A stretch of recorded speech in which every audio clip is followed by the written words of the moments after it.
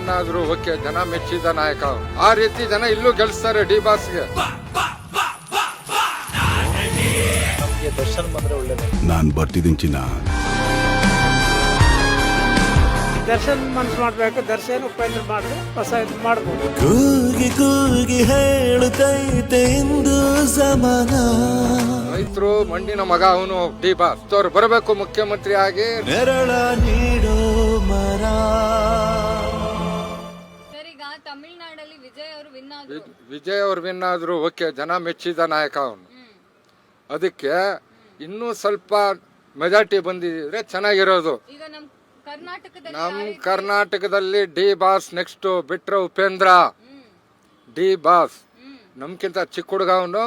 D boss ಈ ರಾಷ್ಟ್ರೀಯ ಪಕ್ಷದವ್ರಿಗೆ, ಪ್ರಾದೇಶಿಕ ಪಕ್ಷದವ್ರಿಗೆ ಮಣ್ಣು ಮುಗ್ಸಕ್ಕೆ ಅವ್ರು ಹುಟ್ಟಬೇಕು ಡಿ ಬಾಸ್. ರೈತರು ಮಣ್ಣಿನ ಮಗ ಅವನು ಒಬ್ಬ ಡಿ ಬಾಸ್. ಮುಂದೆ ಆಗಬೇಕು ಕರ್ನಾಟಕದಲ್ಲಿ.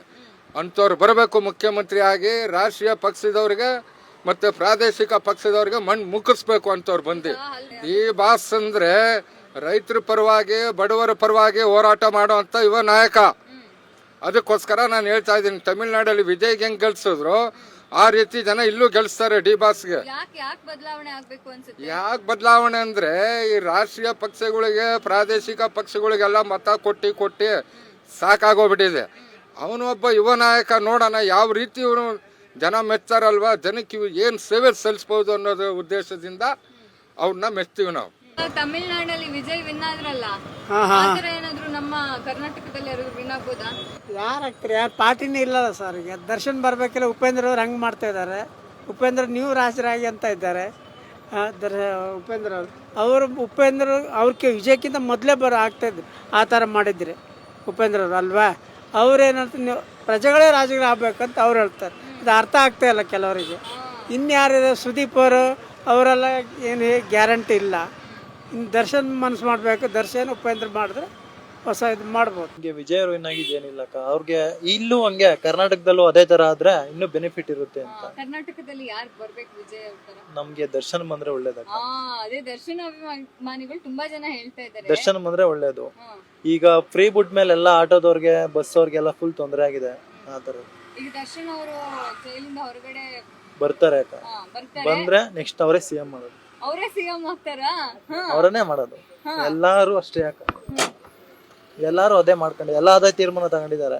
ನಮ್ದು ಅದೇ ಯಾಕ. ಏನ್ ಬದಲಾವಣೆ ತರಬಹುದು ದರ್ಶನ್ ಅವರು? ಅಕ್ಕ ಇಲ್ಲಿ ಏನಿಲ್ಲ ಅಕ್ಕ, ಫಸ್ಟ್ ಫ್ರೀ ಪಾಸ್ ಎಲ್ಲ ಕ್ಯಾನ್ಸಲ್ ಮಾಡ್ಬೇಕು. ಆಟೋದವ್ರಿಗೆ ಸ್ವಲ್ಪ ಬೆನಿಫಿಟ್ ಕೊಡ್ಬೇಕು. ಸ್ವಲ್ಪ ರೋಡ್ಗಳಲ್ಲಿ BMTC ಅವ್ರದ್ದೆಲ್ಲ ಸ್ವಲ್ಪ ಜಯಿಸಿದೆ. ಈ ಮಧ್ಯ ರೋಡಲ್ಲಿ ನಿಲ್ಲಿಸ್ತಾರೆ, ಟ್ರಾಫಿಕ್ ಅವ್ರದಿಂದ ಜಯಿಸಿ.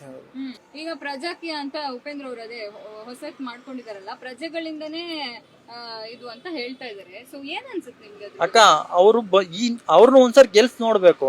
ಯಾರ್ ಸಿದ್ದರಾಮಯ್ಯರ್ ಗೆಲ್ಸಾಯ್ತು, ಈಗ ಕುಮಾರಣ್ಣ ಎಲ್ಲಾರು ಗೆಲ್ಸಿದ್ವಿ. ಅವ್ರನ್ನ ಒಂದ್ಸರಿ ಗೆಲ್ಸ್ ನೋಡೋದು. ಅವ್ರು ಯಾವ ತರ ಮಾಡ್ತಾರೆ ಏನು ಅಂತ ಗೊತ್ತಾಗುತ್ತೆ ಮುಂದೆ.